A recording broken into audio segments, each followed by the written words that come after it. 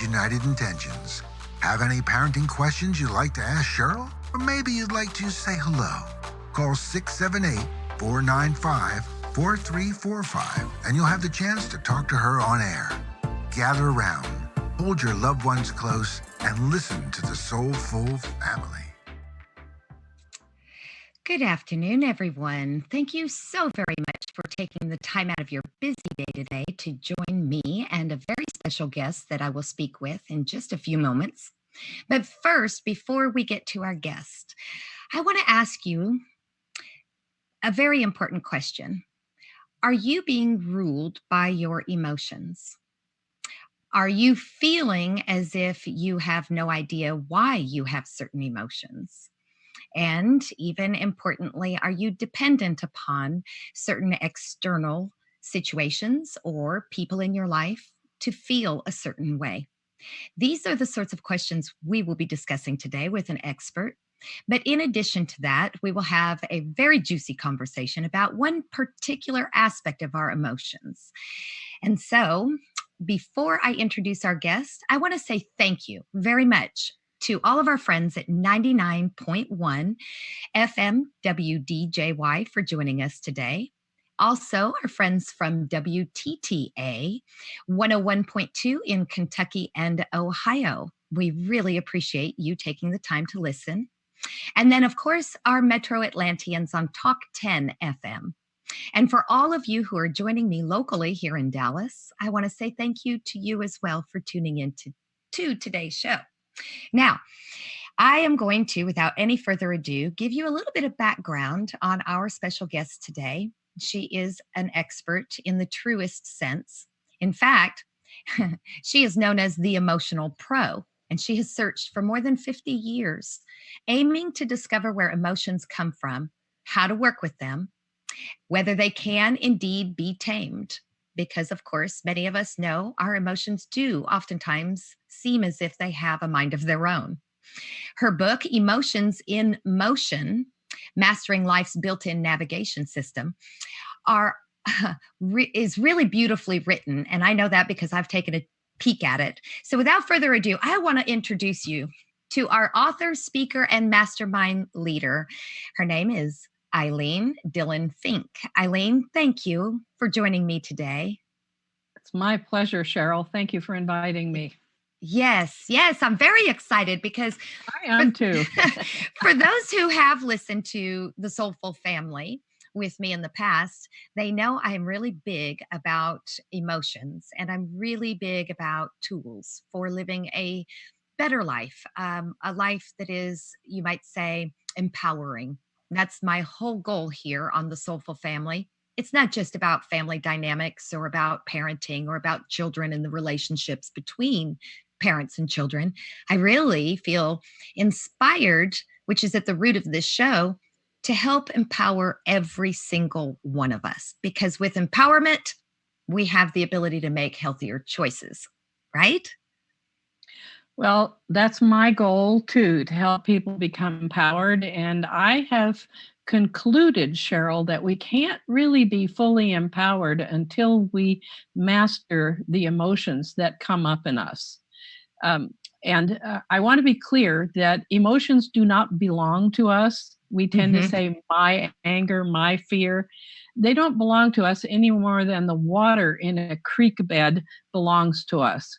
What the water does is it just passes through and we can wade in it or we can drink it or whatever, but it doesn't belong to us. It's just there as energy to help us, just like emotions are. And we also don't belong to emotions. Emotions cannot make us do things. Those are our choices. That is very well said. I love that description. That's a fantastic analogy. How is it, before we get into the real nuts and bolts of emotions, I agree with you wholeheartedly, by the way, because I've said for years, and I know that you and I are similar in this, that our emotions are just energy in motion through us. And that analogy you just gave is exactly what we're talking about when we use that phrase. Yes. So how is it? And emotions, excuse me, just emotions obey the laws of physics that affect electricity and water and wind. That's an easier way to understand them. I just want to throw that in there for us. Oh, that I've never thought of it that way. That is really a unique way of looking at that. I'm going to ponder on that one for sure. Would you mind saying that Okay. one more time? Because I love the way you just said that.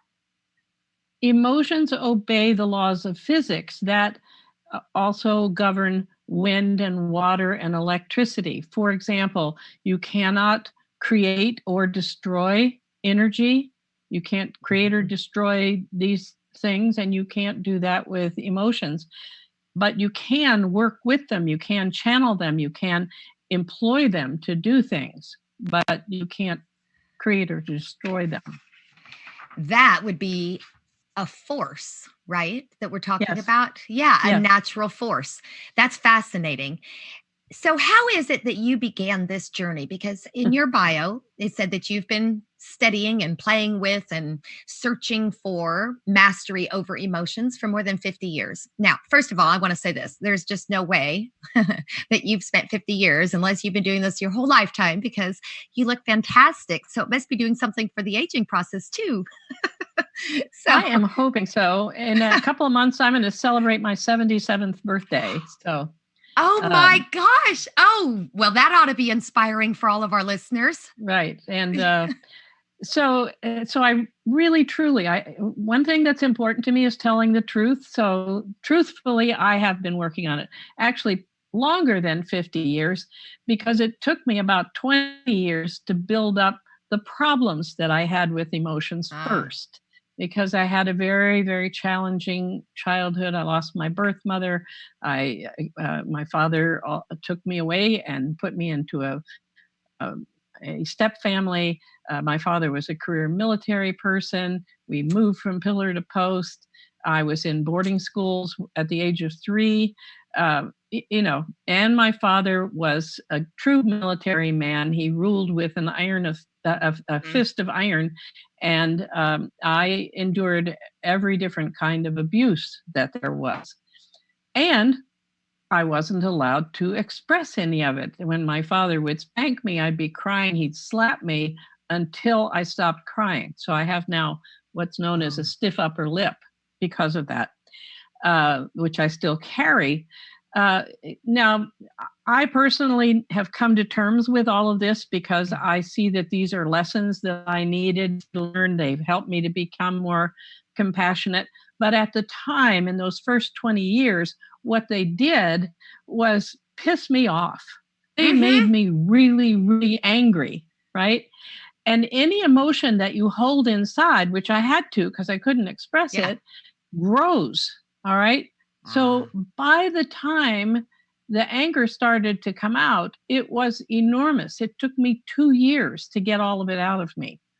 And what kicked it off is I married at age 19.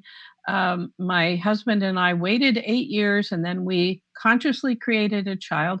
And when she was 10 months old, he came home one day and said, "I'm not ready to be a father, and I'm leaving." And that's when the anger tumbled out. My first reaction was, "What do you want me to do? Send her back?" Which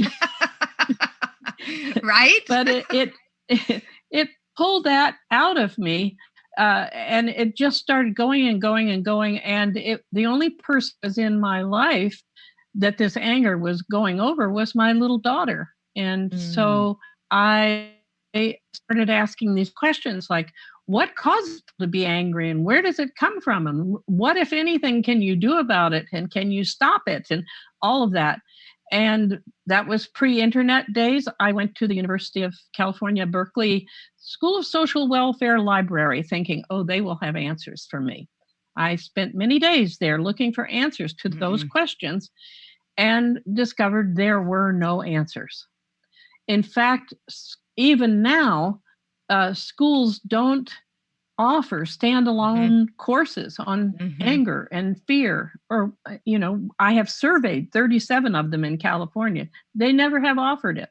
Wow, that surprises me. They may be starting it now, but a few years back when we surveyed, 37 of them didn't offer any standalone course. The question we ask is, do you now or have you ever offered a standalone course on anger? 37, 0. So I began to do some spiritual studies. I began to read books. I began to talk to colleagues.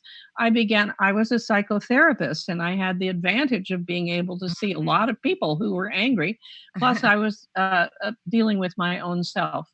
And over the years, I began to formulate an understanding that anger is an emotion, it's energy.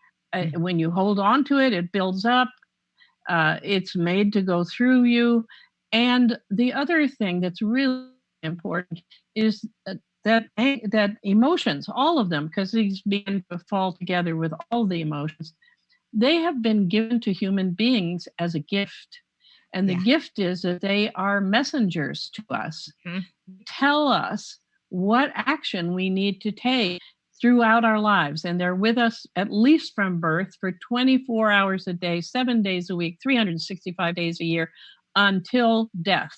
So they're constantly, it's like your best friend, your built-in mentor with you all the time. And unfortunately, we haven't even known the mentor was there, much less know how to work with it, much less know understand what our emotions, the emotions that we feel, I want to be careful about that, are telling us. Yes, I agree with you wholeheartedly. I see that a lot in my client sessions with people as they're unwinding. A lot of the clients that I work with are discovering their life purpose, and they're waking up to a whole nother aspect of being here in their body.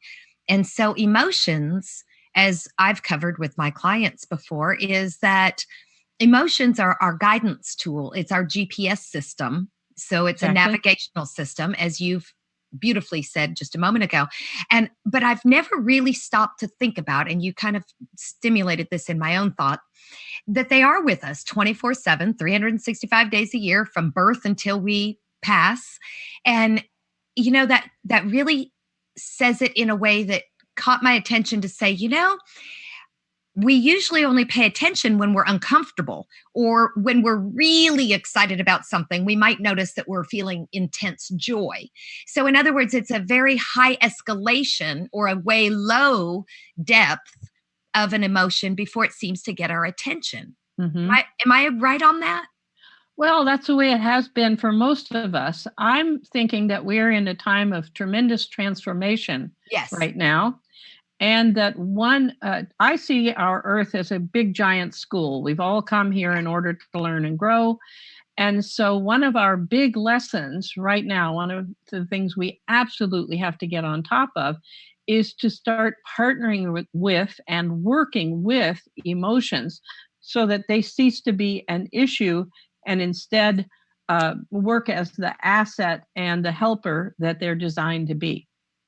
Yes. And I love that idea because emotions, being that they are our personal GPS system, that helps us if we understand they are a navigational system. And we're going to talk about that when we come back from a break in a moment, because that is a powerful aspect of how emotions can serve us. So stay with us. Don't go anywhere. The conversation is just getting started. We'll be right back.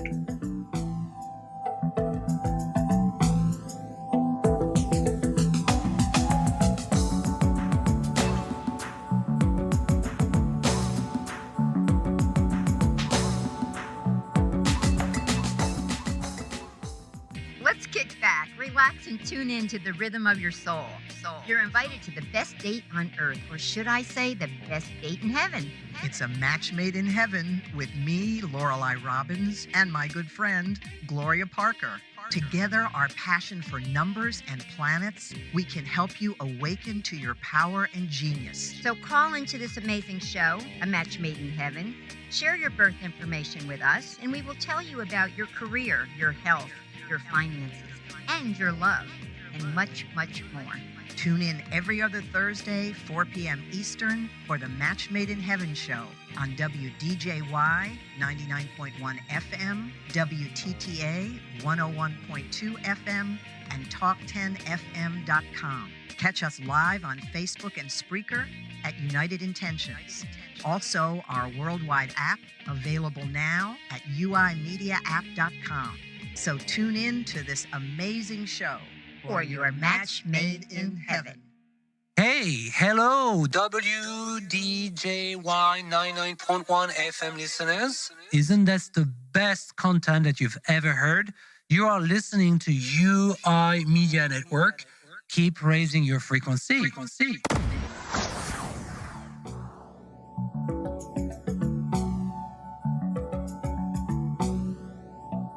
Us during that commercial break, I want to remind you, in case you don't already know, you can now watch and listen to all of our shows at UI Media Network by downloading our new smart app at uimediaapp.com.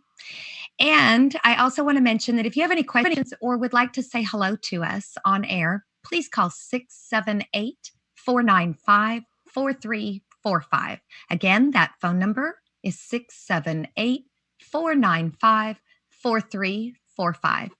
Now, Eileen, just before we took our little break there, we were starting to talk about the navigational system that emotions are.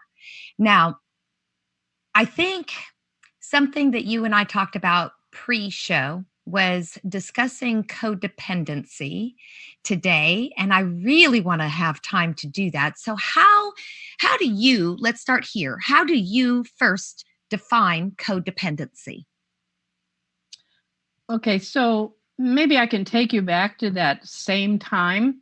Yes. As my marriage dissolved, I became aware that my husband had used me. And part of my anger was feeling that he used me. And I said to myself, I'm a therapist. I can figure this out. How do people use one another? So I started studying it. And about 6 months into my inquiry, I came up with what I call the first law of energy sapping, the first law of codependence. I use those terms and manipulation interdependently. So the first law is it takes one to know one. Right? Yes. And I was going, oh my gosh, you mean I was manipulating him? Certainly not. But here's what I discovered. I believed that I was not lovable. And here was a man who said, I love you and I love you enough to marry you. And that is how I was using him, manipulating him, was to demonstrate to myself that I was lovable through him. All right. And so I began to move with it, and it ties into emotions. To me, then, it's like the use of somebody else's energy without their conscious awareness or their participation, their permission. That's the way I see this. All right. So it ties in with emotions, because when we are codependent, when we're manipulated, every emotion in the book comes up. We get angry out of proportion. We can get afraid. We feel guilty. You know, all of these emotions come up. And so in my book, Emotions in Motion, I have an entire chapter on codependence, because I think it's so important. And especially in this time of transformation, I think it is vital for us to step out of codependence. And I also am now convinced that human beings are designed to grow out of codependence, just the way we're designed to grow out of bedwetting. And yet we don't believe, we all think that codependence is normal. I say it's common, but it's not normal. Ooh, you know what I'm hearing here? This is fascinating. Okay, so what I just heard you describe made me think of how it is that as we become less externally driven for our answers, and we return to knowing that we have the tools internally and seeking our own answers here, not asking someone else to make us feel a certain something, not asking the world at large to be a certain way so we can be safe or feel a certain emotion, right? This would be a shift from being codependent on external factors and being more self-dependent or self-sufficient, maybe. That's absolutely beautiful way of saying it. I talk about going from need to want. Ooh. Okay. Everybody is born codependent. You understand? Sure. Because we have little bodies that don't work and brains that aren't developed. And so literally we need an agent in order to be able to exchange energy with our world, get our diapers changed, get food, stay safe. So the agent is usually the parent, except there's a huge drive in human beings to start doing the more, putting your energy through yourself. So a 2-year-old, you have children, 2-year-olds go, me do it myself. Yes. Right? But at 2, they're not really ready to do it. They can't quite pull it off. But that's when we start moving toward doing it, putting our own energy through ourselves. What I have discovered is that between the ages of 3 and 4, we are able to. We can pull a blanket up and get our own glass of water. We can ask for what we want, usually between ages of 3 and 4. However, we need help to start this internal process or to build it. We would say we need it from parents. And you can tell by how many people are codependent now that we're not getting help, right? And why do we not get help? One, because parents don't know that they need to give their children help in developing that independence, because we're from independence back to interdependence, right? We start out dependent, go to independence, then go to interdependence. The second reason, so they don't know they need to do it. Number 2, parents think it's too much to ask a little child to be responsible, to start taking responsibility for themselves. But 3, and more importantly, the parents have not themselves made this transition, and they are terrified to be disconnected from their child. So they literally keep them. That's one of the things about what I call, so let me just backtrack here a minute. I get all excited about this and get ahead of myself. So if you don't get help from parents, then what happens is your body continues to grow so that you eventually look like an adult, but emotionally you're still functioning as a 2 or 4-year-old child. Right? Yes, so I've seen we that. Get upset with people. We go, oh, well, how could a grown person do that? Well, easy. They're not grown. They just look like it. So well said. And I think that's part of what we used to call midlife crisis, when we reach a certain level in our age where chronological years have given us enough experiences where we say, okay, this isn't working for me anymore, and we sort of throw it all aside and look for greater answers. Now, I don't call it midlife crisis anymore, and I don't think the world at large is really calling it that anymore. I think our new term for it is our enlightenment or our ascension process, our awakening. And I think those are very similar, you might say, phases that we're going through that are describing what you're talking about, where we begin to build new levels of self-awareness, and we begin to gain new tools where we are accountable and responsible for our own needs being met, which to me sounds like what you're describing here that we have not done in the past so well, is to give each other those tools in our childhood, the parents helping the child to have those tools to be self-sufficient, maybe. Is that what I'm hearing?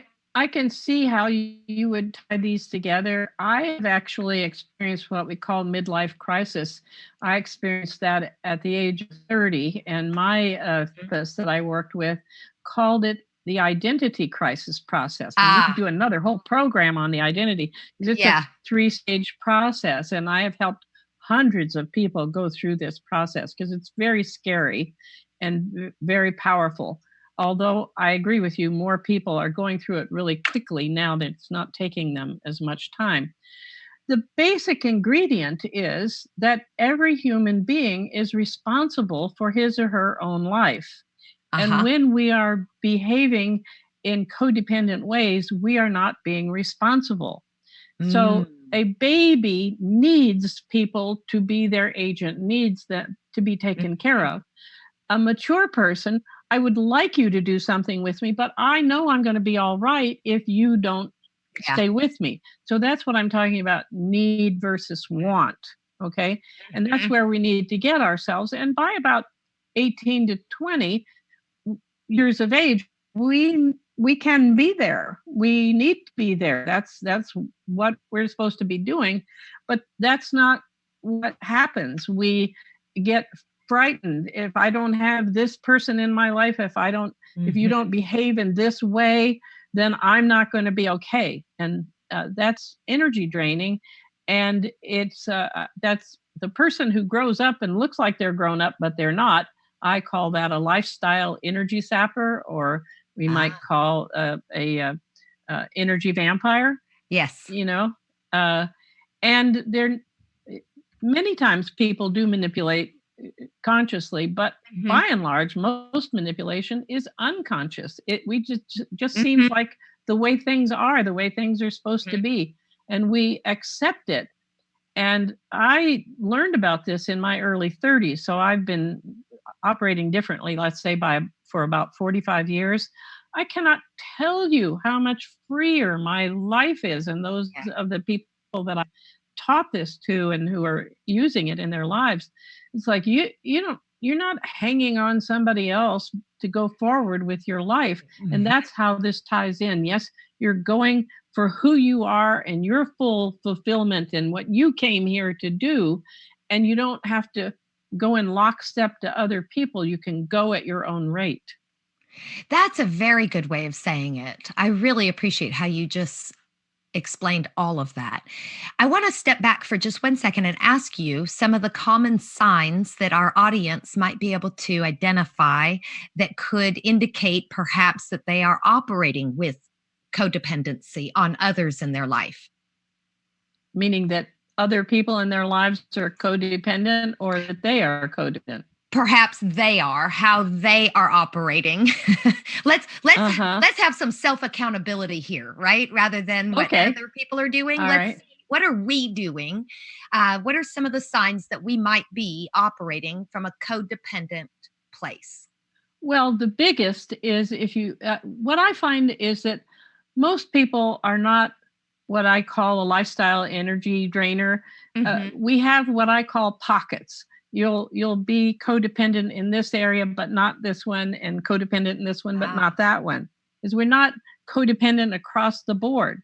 Okay. So how do you recognize this? Well, you don't like being alone and making the decisions and living your life. People often have Facebook, television, music, you just do not want to be alone. That's one of the biggest things, because I sort of use the Farmer in the Dell song, the cheese has to stand alone. Right. For a period of time. Right. Yes. Okay. We are just barely getting started here, and I am being signaled that we have to take a commercial break. So I don't want us to lose our train of thought, because this is really the point that I want us to get to is how are we operating with codependent nature, I guess you might say. So don't go anywhere. Stay with us through this very short commercial break. And when we return, we're going to pick up right where we left off. Thank you.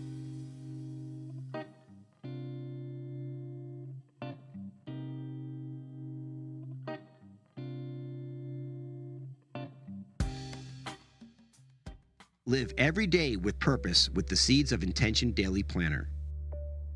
A goal is just a dream until you write it down. Now, the awesome thing about writing things down is because in a year's time, you can see all of the specific things that are actually in your life right now. You can really chronicle the progression of the relationship and how you got from one goal to the next to the next. To learn more, go to unitedintentions.org and click on Shop and make the commitment today to make the authentic change. This is UI Media Network's show on WTTA 101.2 FM, and we bring authentic content to you.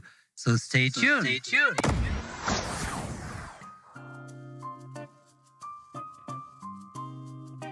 Haha, welcome back, everyone. Thank you so very much for staying with us during that brief commercial break. Before we return to our conversation here, I want to invite you guys not to miss the Awaken Atlanta show tomorrow morning when host Tim Ray and his co-host Shannon McVeigh will be interviewing international speaker Carrie Moore and best-selling author and motivational speaker Natalie Fikes. Now, tomorrow's topic is femininity rising, women in the workplace. So it ought to be interesting. And if any of you have ever listened to Awaken Atlanta, you know Tim and Shannon don't mince words. They're fully transparent and they really love to kind of stir things up. So don't miss that show. Now, let's go back to our conversation here, Eileen. Right before the break, you said we need to stand alone like the cheese and the farmer in the dell. Right. Can you explain that a little bit?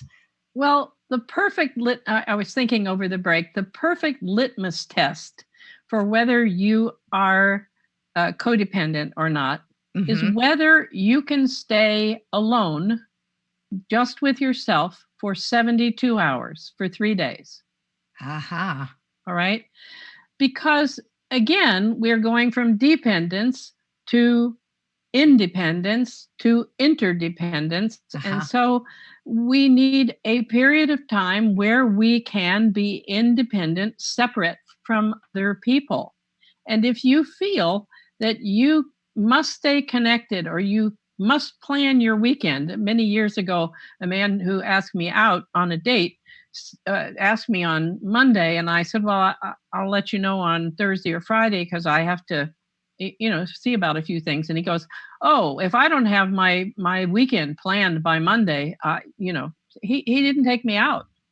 And I was glad of it because he couldn't tolerate the idea of being on his own, even for a little while. So that's the biggest litmus test, is we don't like to be alone.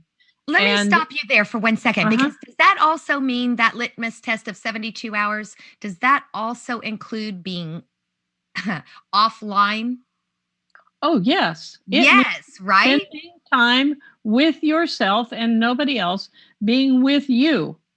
Boy, that's a big challenge for most people on this planet. I know. Today. Many people who have these pockets of codependence can maybe make it for 24 hours, I've found. But 72 is really hard. And, it is possible to do. I live in my RV full time now and have for 2.5 years. And I can spend up to 2 weeks at a time alone. Now, granted, I do often have things to do, but still, I'm out in the wilderness by myself in my mid-70s, and I'm not being afraid, and I'm not missing people. Particularly, I'm fine. And I aspire to be like you. Well, that's how we're supposed to be able to be. It doesn't mean we have to be isolated. It just means we need to be able to come and go. We can be alone or we can be together. And we're not needing to be with other people in order to be all right. That's it sounds like heaven to me. I mean, that just sounds like heaven to me. Well, that's because you're in the middle of raising kids. I know, right? That way then too. That's very true. So besides this litmus test, because I love the way you have described it as being first dependent and then independent and then interdependent, which is beautifully stated. Those are the phases. And I can see that very clearly in having raised one adult child now, and then my second one who is almost an adult. I do see how it is that we go through those phases, and I can look back on my own life and I can see those. What else would possibly be an indicator or another way of finding where we might be codependent in any way? Well, interestingly, the best way we learn here on the earth is through our long-term intimate relationships, right? So it's hard to see these things when you're in them, but they do get reflected to you from those people like parents and spouses and children who are in your life full time. And you will hear people say things like, you got those facts wrong. You don't remember things correctly. All right. Because as energy drainers, we have a tendency to remember facts, and we all do this to some extent, but the codependent person really remembers things to be the way they thought they were going to be, period. That's it. They don't room. And they may misremember contracts. So if you have people saying, we agreed on this and now you're doing that, and you have that happen a few times, several times, then pay attention. A friend of mine years ago said, if one person gives you a particular piece of feedback, you can let it go. But if two or more are giving you the same feedback, pay attention. Right? If you behave differently with different people, try this experiment. Try being the same person every place you go. Yes, I love that one. That's one of my favorite exercises. In fact, I actually taught a class on that at one point where it was about the masks that we wear because we pick and choose. It has to do with our authenticism is the way that I was, angling it from, and inspiring others to consider how it is that we do wear a different persona or a different mask, depending on who we're speaking with or who we're interacting with. So your challenge there, I am going to second that. I'm going to invite every one of our listeners to attempt to live, let's say a week. Let's just say a week. Let's put it up there for a longer than just a couple of days challenge.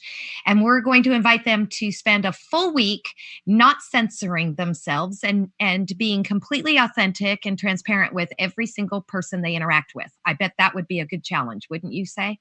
Yes. I did make a decision years ago to be the same person wherever I went. And it does take some work because you tend to want to not tell certain people things or not let certain people see this part of you and so forth.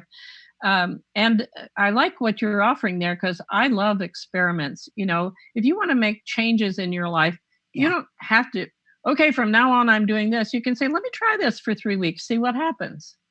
Oh, yes. That's a great way of approaching it. Right. So let me ask you then, being that we've given some points for people to consider what might look like codependency, what would your answers be as far as, and they don't have to be hard, fast answers, but how might we encourage our listeners to make some changes that would give them the support to not be so codependent in their life? Well, Cheryl, from my perspective, all of life is lived from the inside out. And so whenever we're talking about something like codependence, we have a tendency to think we need to change the other people around us. Yes. But in reality, the person that you need to change in any situation, if anything is bothering you, the only person you have to be concerned with is yourself. You make changes in yourself. All right. So simple things like no longer being judgmental, moving into doing things without fear, giving up controlling, recognizing that we really can't control anything anyhow. So give it up and just wait and see what happens. We can still tell the universe what we want, but we can't control it. And that's a big part of codependence, is trying to control other people. It's impossible and tiring. That's another thing. The people that I've worked with who've been lifestyle energy drainers and they've come to me for therapy and I get them out of it, they are exhausted for weeks because, if I need to stay connected to you to get the energy that I feel I need to have. And so, that circus act where people spin plates on the end of a stick, you get one plate and 2 plates and you get 10 plates, and then you have to run back up here and spin those plates again. That's what energy draining is like. Yeah. You have to keep spinning plates because you may be my agent. You may help me get energy that I need. But like all good agents, you're going to keep a part of it yourself. So I'm not going to get it all. So I'm going to have a dozen agents in order for me to maybe get most of what it is that I want. That if I become responsible for myself, I'm the agent for me, and I get it all when I get it, and I'm in charge of it, and nobody takes a part of it, and nobody can take it away from me. So it's just amazingly wonderful. Now that right there, that piece right there is so powerful, because if we see it from that perspective, why would we ever desire to seek outside of ourselves for our energetic connections to others to feed us? Like that one point right there could be an entire book in motivating someone, right? To really seek the internal changes that are needed so we're not so dependent on another, for our source. In a summit I participated in on finding love, I made the point that when we look to find love out there, we are doomed never to find it. Yes. Because we're looking to fill an empty place in us. And since what we have inside of us is what comes to us, what is reflected to us. So really the way to find love is to put it in ourselves, to love ourselves, to put love in. Then the love spills over onto other people, and it also gets mirrored back to us. I had a good fortune of learning that about, that was in the early 90s, so a long time ago. And that's another aspect. When I travel, I find the most loving people because I had the good fortune to decide, all right, I'm going to fill myself up with love, and I'm going to operate on the principle of love. And that's what gets reflected back to me. Absolutely. I see it all the time in my own life. What we put out there energetically is what we then receive back. And it's not a tit for a tat. A lot of people are looking for it from a particular source. And they really say, I gave this, so now they have to return that. And but that's energy. That's energy sapping, you see? Exactly. I paid my agent. Now my agent's supposed to give me something back. Right. Yes. And really, it's not putting things out so much as it is putting it in. All we have to do is work with ourselves, just like little kids. That's all we have to do, and the rest will fall into place. So what? One of the things that I've been playing with, and this is what I think I hear you also saying in this conversation. I have recently been playing with, in this year of 2019, the idea that instead of showing up in my interactions with anyone else in this world, I look for how is it, instead of looking for what need might be filled for myself, I look at how can I contribute to this moment. And I find that it's changing the whole way in which I am experiencing life and my relationships. So I want to talk to you about that when we do come back from our final commercial break. I don't want you to go anywhere. Please stay with us. We will be back in just a moment.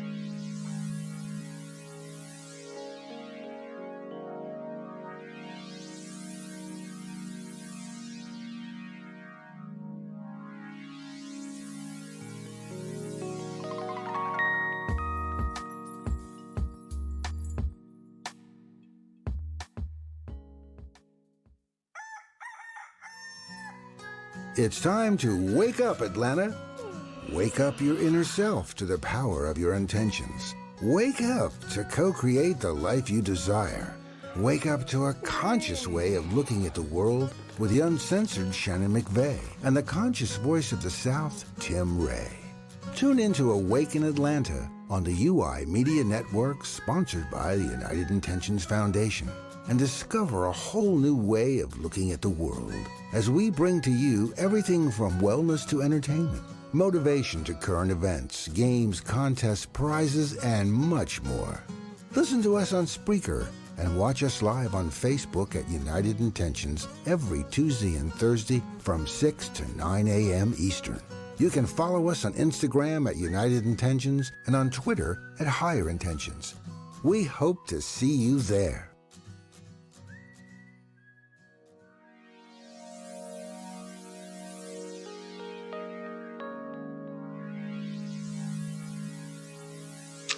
Thank you again for staying with us. You are listening to The Soulful Family, and I am your host, Cheryl Andrea, and I have our very special guest and emotional expert, or emotions expert, I guess, Ilene Dillon Fink. And boy, we could sit here all day. I really want to talk for hours with you. You're fascinating me and bringing a lot of value, I hope, to our listeners. If they will just, I'm going to even say, re-listen to the show again, because I know that if I listen to this again and again, I'm going to pick up more and more little golden nuggets. You have said some really powerful things today. One point, though, that I want us to return back to is some of what we were speaking of before the break. And for me, it's about what can I contribute now to my interactions. It's not so much how can I have a need met in this interaction, but it took me a certain level of self-awareness before I even knew that I was seeking outside of myself. Right. And I would add that it took a certain amount of self-love for you to do that too. Because yes. When you do that, you are moving from a filled up place. You've got extra to give. And if you're not filled up, which you're not when you're codependent, you really don't have it to give. It will drain you out and you will get exhausted. Whereas the way you're doing it, it fills you up, doesn't it? Mm-hmm. Oh, very much so. In fact, It excites me. I look for how to do it more throughout my day. Well, responsibility is one of the building blocks of self-esteem, right? Mm-hmm. So what you're doing is taking responsibility for filling areas that you see. Today, I pulled weeds in my daughter's front yard, not for any reason except that I was feeling like I wanted to take some responsibility and it made me feel good. Right. Mm-hmm. So that's what you're doing. And that indicates that you have moved past a lot of energy sapping and you're just in your world, being here solidly as a responsible, independent, most likely interdependent person. I would like to think, and thank you very much for that. I would like to think that I have done enough work at this point in my life. I've certainly been diligent and focused on it, but it really shifted for me when my youngest son is only a year away from going to college, and as a single person I'm about to be an empty nester. And there's two sides to that coin where part of me is super excited because I've never in my entire life had this kind of freedom where I'm not caregiving for someone else. First, it was my siblings and my sort of dysfunctional family that I grew up in. And then it became a husband and family and then children themselves after, post-divorce. So this is really the first time I'm moving into this very unfamiliar territory for myself. But what I found was I started to cling on to my youngest son. And it was very deliberate this last year that I spent some time evaluating what we have sat here and talked about during this hour. So for you to give me that little bit of feedback is very exciting. And it's kind of my little reward here. So thank you for mentioning that. Now, before we run out of time in today's show, because I know it'll be here before we know it, I want to know, what would you want our listeners to know most about what you offer in services or in your books? I know you have several books. I know you have a wonderful website. And this is where I want to make sure that those who have joined us today, or might even be listening at a later time, are able to reach you. How would they go about doing that? Right. Well, my website is emotionalmasteryforlife.com. And they can reach me personally by putting my first name, which is Ilene, Ilene, ahead of emotionalmasteryforlife.com. And I have 3 levels of programs plus a mini course there. And I also have, as you obviously discovered, the first 2 chapters of my book are there, and the information about my book, so you can take a read and see how it works for you. My book should be out next month. And I hope, as you and I have talked pre-show, I hope to be having a book signing in the Dallas-Fort Worth area sometime in September. Yes. Yes, get it I'm rolling. very excited about that because Yeah. I will make sure that our listeners that are local know about that as well. Right. There's another thing that I discovered on your website that I was really excited about and pertains to our show and conversation today. And that is the Codependence, the Bottom Line audio mini course. Yes. That one really interested me, especially in lieu of, since we were talking about this. And you guys, it's $5.95 on her website. Like, you cannot go wrong by visiting her website, downloading this audio, and taking this little mini course. I think that given what we've talked about today, everyone who's listening ought to at least check that out. Thank you. Thank you for mentioning that. Yeah, because I think that's really important, especially because we've only barely opened this subject and we're giving real highlights to it because we don't have a couple of days to talk. We only have an hour together. And I know that you gave your website address as well as your email address.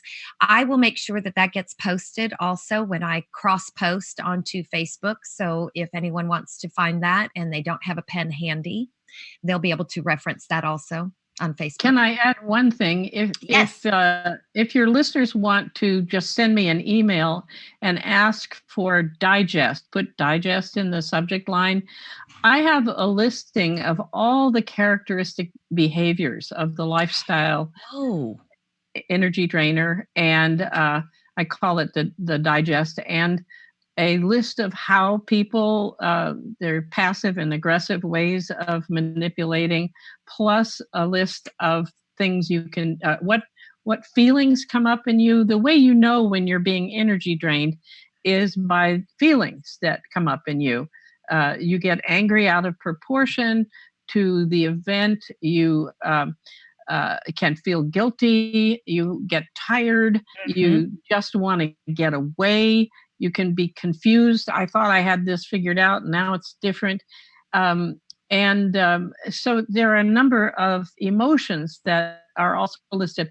I found that it's such a big topic that I wanted to make a little synopsis. So I'll offer that free to anybody who wants to write me. Ilene at emotionalmasteryforlife.com. That is perfect. I will absolutely make sure that's also included there on my post. And that, I think, would be a very helpful, handy reference. I love that you call it a digest, in particular, because one of the things that I don't know if some of our listeners may be familiar or not with this, but we say expressions like, that was hard for me to stomach, or I can't digest that idea. And so we reference this emotional experience in our abdomen region. And so I think it's somewhat interesting to me anyway, because I love words, that you call that the digest. Not only that, the place where you most feel being manipulated is in your solar plexus. That's your power center, and that's where you get drained right out of your solar plexus. That is probably why we see so many people in our society carrying extra weight around the middle, because we attempt to protect ourselves in that mid region. Now I'm referencing, of course, the mind-body connection and how it can parlay into our physical body. But yeah, the solar plexus is a really key portion of that, and our emotions can be felt in the center of our bodies. That's one of the ways you can tell your energy is being drained is you can get a knot or a tingling in your solar plexus. I had an experience, quick story. My daughter, when she was young, walked home from school one Monday morning when she was supposed to be in school. She'd been at her father's house for the weekend. And she came in crying, saying, "Oh, our dog is dying," and so forth. And I helped her with that, but I kept having a knot in my stomach. And I finally said, well, I know you're concerned for our old and dying dog, but I have this knot, and that tells me that I'm being manipulated. So what else is going on? And it turned out she'd had an argument with her teacher on Friday, and she was afraid to go back to school. Ah, look at that. So okay, that is a powerful story because that illustrates several things going on. That's your intuitive side too that picked up on it, but it's also self-awareness for what we're talking about here. And I love that. It illustrates exactly what you have brought to all of our attention, and that is listening to the emotions because they serve us as a navigational tool. Eileen, Yep. this is amazing. I'm definitely having you back on the Soulful Good. Family. We have a lot of other topics we could talk about, maybe even more about codependency and Remember, certainly I about worked emotions. 50 years as a psychotherapist. I'm ready. Yes, exactly. And I really want to support your work. Your new book being released. I know you have multiple books on your website because I saw those also. Some of them look like they might be ebooks, some of them are audio files, and then you do have some available as print books also. Right. So, Right. in closing here, because I know we're down to the last few minutes, is there any final thought that you would like to share with our audience that you feel is really important? Well, I would like to say that there's nothing wrong with codependence. We have a tendency to think if somebody's manipulative, that they have something wrong with them. This is normal human behavior that we just haven't grown out of yet. And so, and it creates problems like the basis for abusive relationships, spousal abuse, in my view, is codependence, where you have two not mature people trying to get energy from each other, and nobody has enough to give the other person, so they end up scrapping about it. And so there's nothing wrong with you if you are energy draining, but since this world is a big giant school, and since we have emotions all the time, it just makes sense to do as much as we can with the emotions and heal ourselves and make ourselves whole as much as we can so that the life we have here turns out to be really great. And I see myself as a living example of that because my early childhood was very messed up.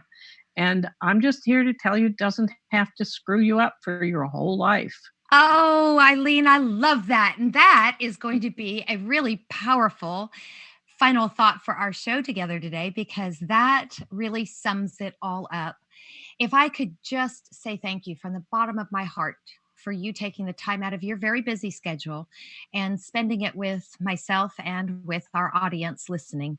I can't wait to have another conversation with you. Thank you, Eileen. It's been my honor. Yeah, thank you. My honor. Thank you. I really want to say to all of you who have joined us today, thank you very much to you as well for taking the time out of your busy days to join us and to listen in. Codependency doesn't have to rule your life, and neither do your emotions. So until next time, I thank you and have a really blessed couple of weeks. What a soulful experience. We hope you enjoyed this episode of the Soulful Family, addressing modern-day family dynamics from unique perspectives. We'll see you every other Monday at 6 p.m. Eastern on WDJY 99.1 FM, WTTA 101.2 FM, Talk10FM.com, Facebook, Spreaker, iTunes, iHeartRadio, and many other platforms. Bring greater self-awareness into daily living with Cheryl Andrea's advice and techniques.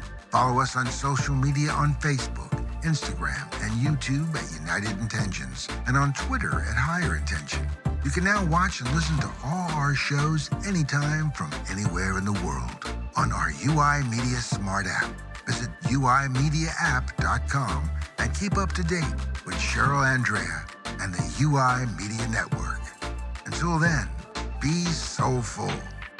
The United Intentions Foundation and its associates take no responsibility for the opinions and statements made by the talk show hosts or their guests.